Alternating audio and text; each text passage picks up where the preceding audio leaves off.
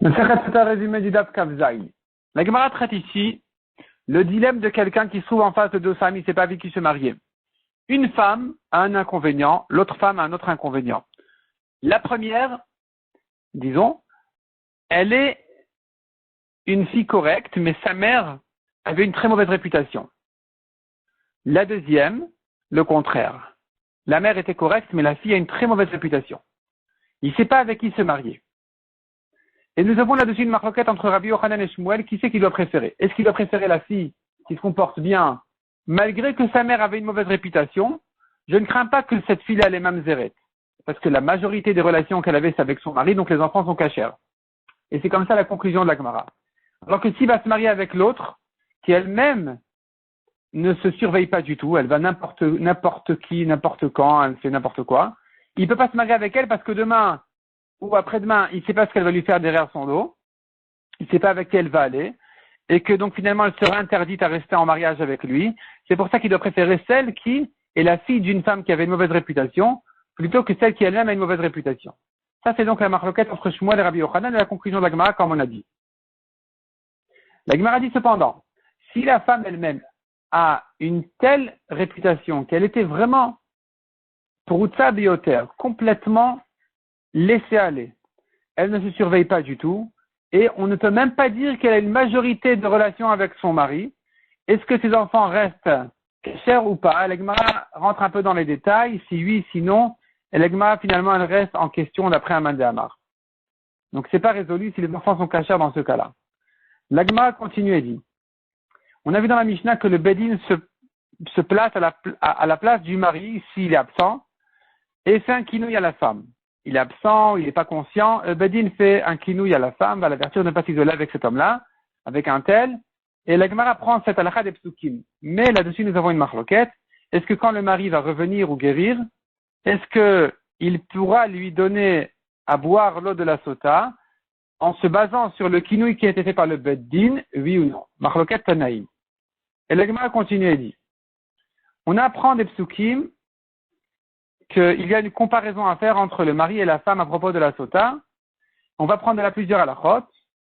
Premièrement, de même qu'un mari aveugle ne donne pas l'eau de la sota, de la même manière, si la femme elle est aveugle, elle ne pourra pas boire. On apprend des psukim, comme quoi un mari aveugle ne peut pas lui donner, et donc on apprendra de la comparaison que la femme non plus.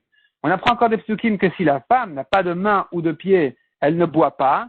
De la comparaison, j'apprendrai que si le mari est handicapé, elle ne pourra pas non plus boire. Et encore dit la Gemara, si elle est muette, elle ne boit pas parce qu'on apprend des psukim qu'elle doit répondre amen, amen à la chevoie. Et de la comparaison, j'apprends que si le mari il est muet, alors elle ne pourra pas non plus boire. Et on commence le Hashem, le 5e Pérec. La Mishnah nous apprend un grand chidouche qui dit que dès que la femme, on sait bien, elle a bu l'eau de la sota, si elle a fauté, elle va mourir tout de suite. Mais ici, on apprend des psukim que non seulement elle va mourir, mais même le rachat avec qui elle a fauté, partout où il se trouve, il va mourir à ce moment-là. La Gemara apprend encore des psukim, s'écrit venitme avec un vav. Le vav nous apprend que non seulement elle est interdite au mari, mais aussi au rachat avec qui elle a fauté. Ou bien, on apprend ça du mot venitme en trop, qui est écrit une fois de plus dans la Torah. La Gemara dit encore une rachat qu'on apprend des psukim qui n'a rien à voir avec ça, simplement ça a été dit le même jour. C'est-à-dire, Rabbi Lazar ben Azariah, quand il est devenu Nassi, il a ouvert les portes du Beth Midrash, tout le monde a pu rentrer, tous ceux qui étaient mis dehors parce qu'ils n'étaient pas aussi profonds que superficiels. Et le jour où Rabbi Lazar ben Azariah, il a été nommé Nassi, il a ouvert les portes, tout le monde est rentré, et beaucoup de questions ont été résolues ce jour-là. Entre autres, et de drachot qui ont été dites ce jour-là, dont celles qu'on vient de voir, et encore d'autres. Quoi d'autre encore?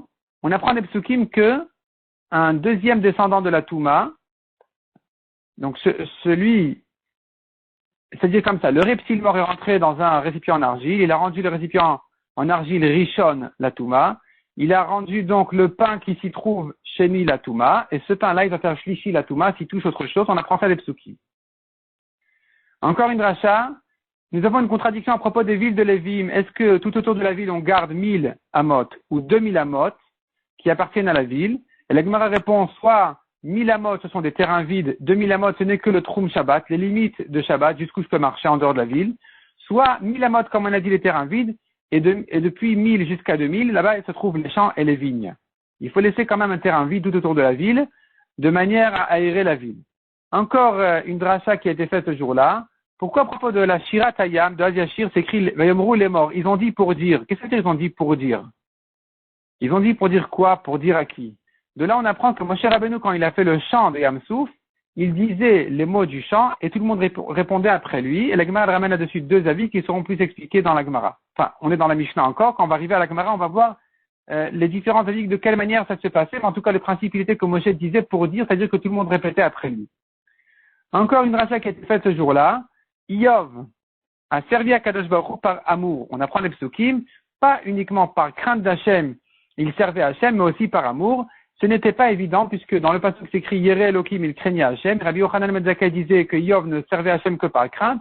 Et là, ce jour-là, on a fait une dracha comme quoi Iyov a dit, je ne vais pas abandonner à Kadosh Baruch Hu, même s'il me tue, même jusqu'à ma mort. Et de là, j'apprends qu'il servait Hachem par amour.